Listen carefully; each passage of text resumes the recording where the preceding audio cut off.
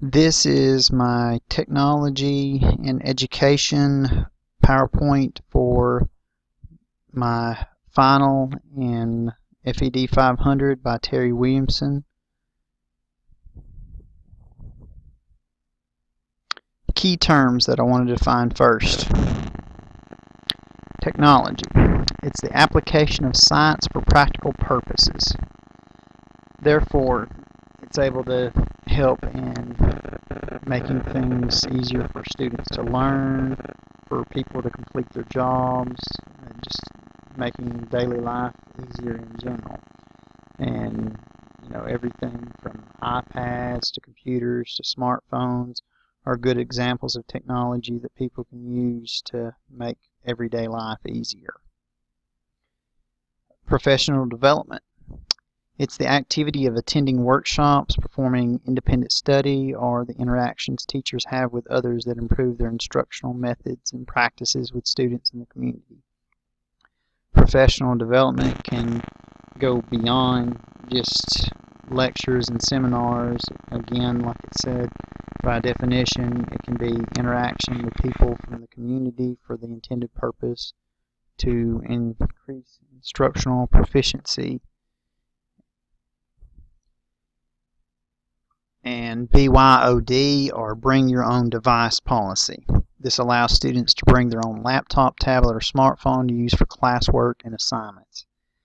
This concept helps to save a lot of money on school systems where maybe technology funds are not readily available, so that the students and parents bear the burden of providing technology for the students, which can help make the educational process in classrooms better and less financially stressing on a school system or a classroom teacher who wants to use technology for a lesson if the students are able to bring their own device.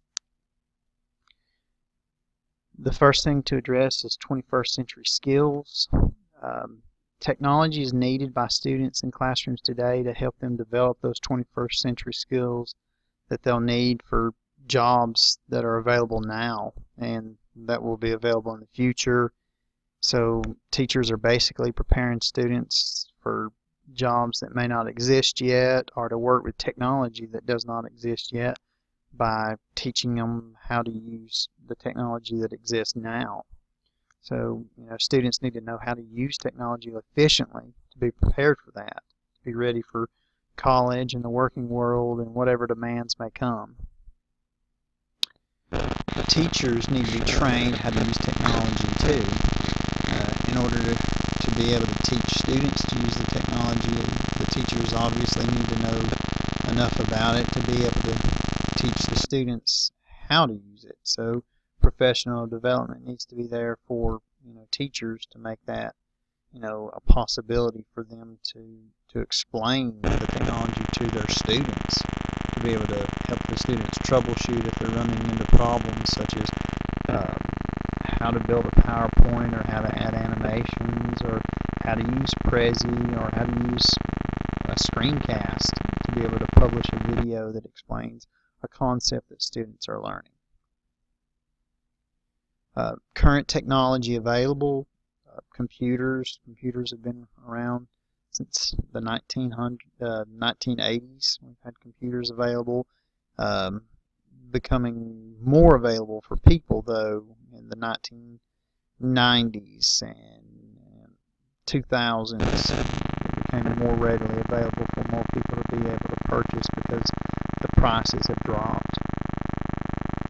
iPads and tablets are now readily available. Kindle Fires are great examples of another tablet that's a good alternative to an iPad, which iPads are the more expensive option.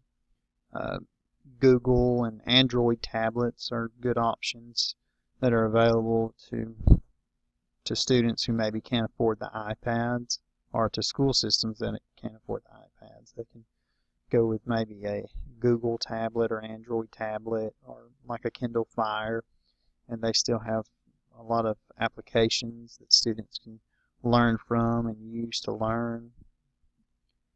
The other thing is robotics kits. I mean, there's a growth in interest in robotics and robotic kits and programming now. So there's Lego, Vex, Arduino, and Parallax, and these are just a few of the options that are available for people to be able to use.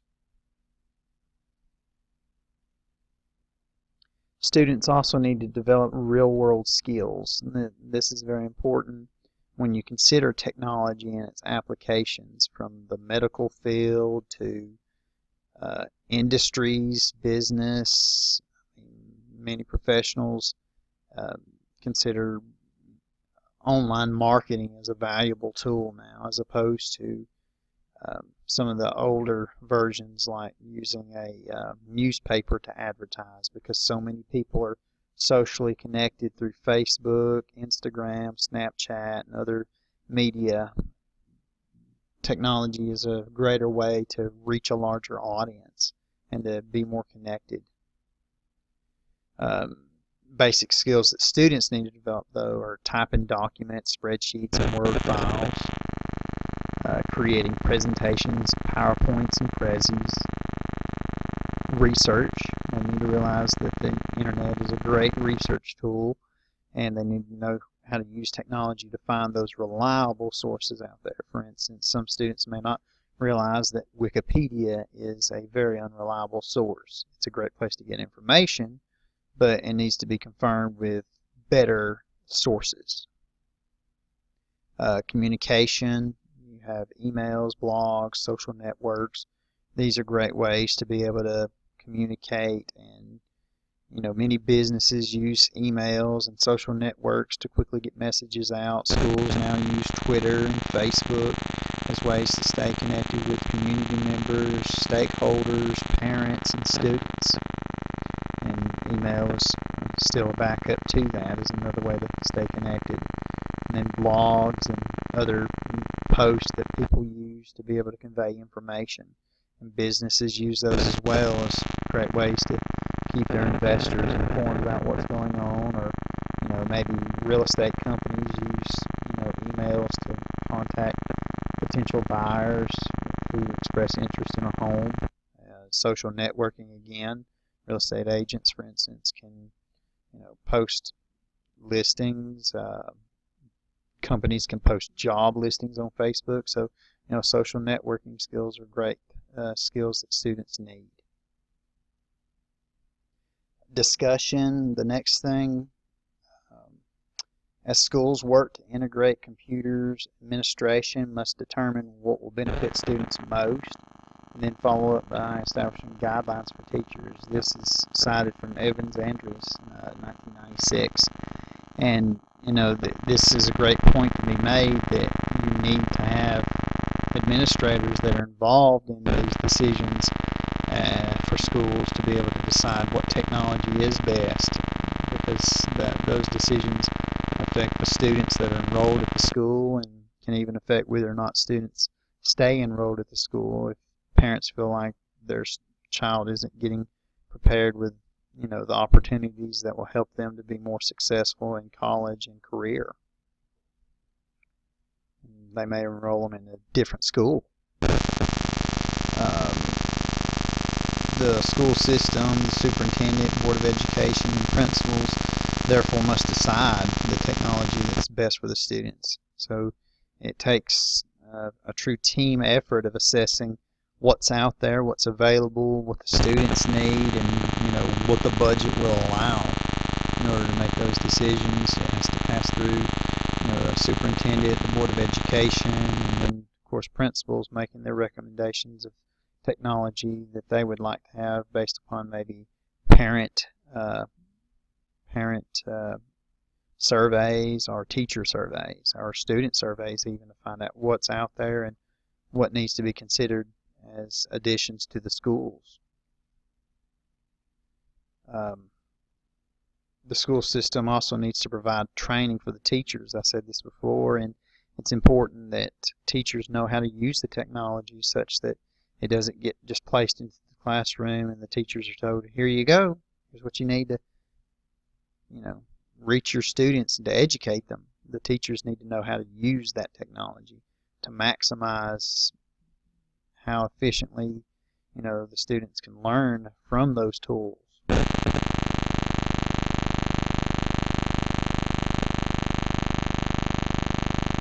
Funding becomes the problem, though, and I'm addressing that. There are grants, Toyota, Hatstead Train, DonorsChoose.org. These are some funding options that are available. Bring your own device again comes back into play.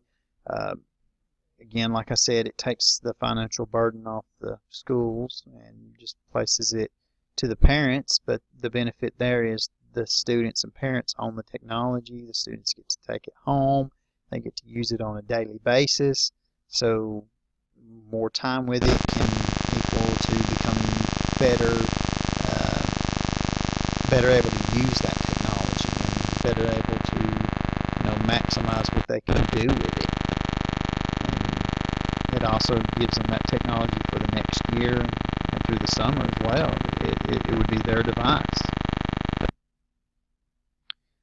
These are my references, and I hope you enjoyed my presentation.